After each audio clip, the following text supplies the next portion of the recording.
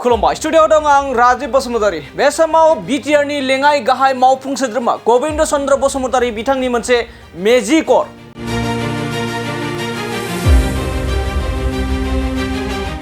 थामहिनबा BTR नि लेङाइ गाहाय मावफुं सोद्रोमा गोविंद चन्द्र बसुमतारी बिथांनि मोनसे मेजिक बायदि खामानि। मोनसे मोननै नङा, सानसेयावनो गं 17 खामानि बेखेवदों BTR नि लेङाइ गाहाय मावफुं सोद्रोमा गोविंद चन्द्र बसुमतारी बिथाङा। नोंथांमोना रोखा रोखा नुना मोनदों जे ग्राफिकनि मददजों नोंथांमोना रोखा रोखा नुना मोनदों जे गोविंद चन्द्र बसुमतारी थामहिनबा BTR नि लेङाइ गाहाय मावफुं सोद्रोमा गोविंद चन्द्र बसुमतारी बिथाङा सानसेयावनो खमैबो गं 17 खामानि बेखेवदों आरो बेखौ लानानै ओनसोलनि थामहिनबा 38 नं भैरबकुन्द बियाबनि गोबां रायजो राजाफोरा गोजोनदों। मानो होनना बुङोब्ला थांनाय गोलाव समाव थांनाय 17 बोसोर सोरखार सालायलांनाय हाग्रामा महिलारि बिथाङा बेबायदि खामानि मावफुङाखै होननानै ओनसोलनि सुबुंफोरा फोरमायनायखौ बे समाव नुना मोननाय जादों। लोगोसे बे समाव BTR नि लेङाइ गाहाय मावफुं सोद्रोमा गोविंद चन्द्र बसुमतारी बिथाङा सानसेयावनो गं 17 लामा दालांजों लोगोसे कमिउनिटि हल, फरायसालिनि बाउन्डारि आरो बायदि बायदि खामानि गासै गं 17 खामानि बेखेवदों BTR नि लेङाइ गाहाय मावफुं सोद्रोमा गोविंद चन्द्र बसुमतारी बिथाङा। मख'जाथावसिन बाथ्राया बेनोदि आरोबाव बिथाङा फोरमायनाय बायदिब्ला फैबाय थानाय समाव एबा साननैसोनि उनावनो बेनिख्रुइबो बांसिन आरोबाव 38 नं भैरबकुन्द बियाबाव माखासे खामानि मावफुंनायखौ बेखेवगोन होननानै बे समाव BTR नि लेङाइ गाहाय मावफुं सोद्रोमा गोविंद चन्द्र बसुमतारी बिथाङा फोरमायदों। दानिया फैदो बिदिब्ला बे समाव बे मेजिक बायदि खामानि मावनायखौ लानानै BTR नि लेङाइ गाहाय मावफुं सोद्रोमा गोविंद चन्द्र बसुमतारी बिथाङा मा फोरमायदों खौरांनि गेजेरजों जों आबुङै मिथिना लानि। दिनै बरला BCTC नि रायजो हिसाबै रंजानो गोनां बाथ्रा। मानोना बे थांनाय बोसोरनैनि गेजेरावनो बेखिनि ओनसोलाव गोबां खामानि बे ओनसोलाव मावनाय जाबाय। दिनै सानसेनि भितरावनो 17टा जों हाबाफारि मावना फोजोबनायखौ बेखेवबाय। बेनि भितराव लामा दं, दलं दं, बेनिफ्राय अंगनवाड़ी सेन्टार दं, लोगोसे गाइडबान दं, बल्डार प्रटेक्शन दं। बे गासैबो हाबाफारि दिनै 17टा बेखेवनाय जाबाय। आरो बेखिनि गेजेरजों बेयाव रायजो जानाय सुबुंफोरनि जि असुबिदामोन, बेखौ दलं गैयिनि थाखाय स्कुलाव थांनाय गथ'फ्रा जोबोद खस्थ' मोनोमोन। बेमार आजार जाब्ला हस्पिटालाव मानसि लांनो जोबोद उसुबिदा जायोमोन, गारि सोनो हायामोन। गोबां जायगायावनो लामाफ्रा हाब्रु गोजाखाय हाखर गोजाखाय रायजोफ्रा जोबोद खस्थ' मोनोमोन। आरो बे गासैबो जेंनाफोरखौ बोस्रांनो थांखि लानानैनो जोंहा BTC हिसाबै थाखा फैसाखौ बारा गैयाबाबो जिखिनि दं बे लिमिटेड रिसर्सजोंनो दिनै बेखिनि हाबाफारिखौ जों मावफुंनो हाबाय। आरो गोबां मावनो गोनां दङ बेखिनि ओनसोलाव। इतिमধ্যে सेंसन जानाय 3सो लामा दंबावो। सोरां हादोराव मोनसे, बेनिफ्राय एडेनबारि टु जयतिया बे लामा मोनसे, बेनिफ्राय सुर्य बस्तिनिफ्राय लिसिंहालागै फैनाय मोनसे, बे गोबां लामा बेखिनि ओनसोलनि भितराव बे BCTC नि गेजेरावनो सेंसन जानायथ' बेखौनो मावगोन। बेनिखायनो जों रायजो राजाफोरनिफ्राय सहयोग आरो हेफाजाब जों लुगैयो। मानोना सरकारनि जिफोर आसनि बेखौ रायजोफ्रा हेंथा होयोबा जाफुंनायाव असुबिदा जायो। बेनिखायनो खावलायदों जे इतिमধ্যে दिनै 17टा जों खामानि मावफुंनानै बेखेवनो हाबाय आरो मावबावगोन आरो मावनो गोनां गोबां दं। बेखिनि जों बोस्रांजोबनो नाजागोन।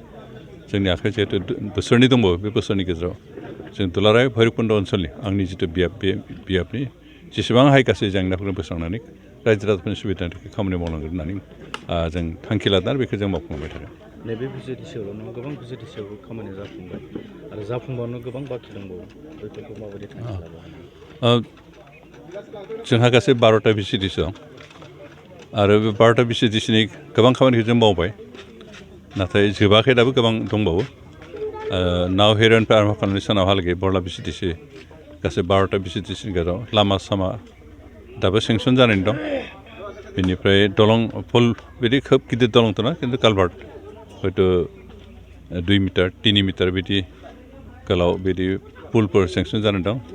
बेनि अनगायैबो जोंहा बहाबा कमिउनिटि हल, बहाबा अपेन कालचारेल स्टेज, बहाबा क्रिमेसन ग्राउन्ड बेबायदि सेंसन जानानै फैनाय दं जोंनि माबानि भैरबकुन्द समस्तिनि भितरावनो एबार फ्राय 20तासो खामानि सेंसन जानानै दं बेखिनिखौ जों मावफुंलांगोन मात्र जों रायजो राजाफोरनि मदद हेफाजाब मोनो गोबां रायजोफ्रा मोनसे समावनो गासैखौबो जाजानो लुबैयो खिन्थु सरकारब्लाबो लिमिटेसन मोनसे थायो बेनिखायनो मोनसे समाव जों हयथ' 20टा 15टा बिदि मावगोन बोसोरसेयाव बिदिनो जों बोसोरे बोसोरे 10टा 15टा मिनिमाम 10टा 15टा स्किम बिदि मोनसे समस्या मावलांबाय थागोन आरो जों आसा खालामदों अन्तत फैगौ बोसोरनैनि भितराव भैरबकुन्द ओनसोलनि सिङाव थानाय जेसेबां खामानिफोर दं बेखौ फोसावनानै रायजोफोरनि सुबिदाखौ मावफुंना होनो हागोन दिनै जिहेतु मुलुगनां आइजो सान आरो नैबे PCDCनि जिथु चेयारमेन बिथाङा सासे आइजो जानानै गोबां खामानि बिथिङाव जों दावगानायखौ नुनो मोनदों बे बिथिङाव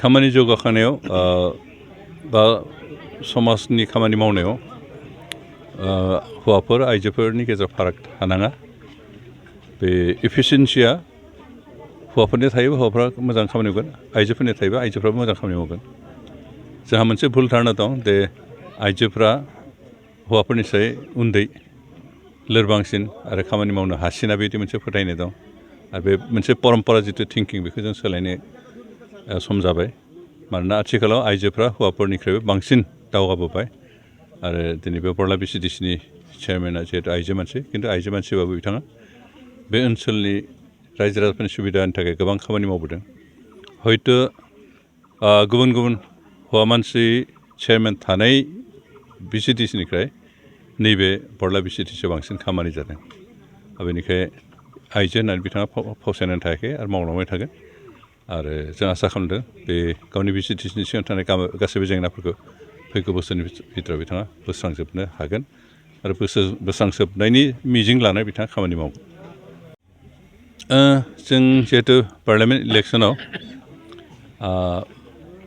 खेंस्लायैबाबो आरो थोंजोङैबाबो बाहागो लानो गोनां जागोन जों BJP UPPL आरो AGP जिहेतु स्टेट गभर्नमेन्टखौ सालायबाय थादों बेनिखाय जोंहा पार्लियामेन्ट इलेक्सनाव रल लानो गोनां माबाया दं बिबाना दं जों दासिमहालागै मोननै समस्तियाव बेखौ दरं उदालगुरि आरो क'क्राझार बे मोननै समस्तियाव सोर हान्जानि बिजाथि जागोन बेखौ दासिमहालागै सावरायनाय खाथां खालामाखै ओरैनो मस्ट प्रबाबलि बिदि माबालायनानै हयथ' दरं उदालगुरियाव BJPनि बिजाथि जागोन आरो माबायाव क'क्राझार समस्तियाव UPPनि बिजाथि जागोन दा इटिमेटे पेपारे कागजे दरं उदालगुरिनि केन्डिडेटनि नाम ओंखारबाय थादों हयथ' बेनो फाइनालबो जाहैनो हागौ बेनिफ्राय क'क्राझार समस्तियाव दासिमहालागै जों सोर केन्डिडेट जागोन बेखौ थिग खालामाखै जों बेखौ सावरायनानै थिग खालामगोन दा बिजाथे जियानो जाथों अन्तत' दरं उदालगुरियाव जों BJPनो हगारमारनाय बे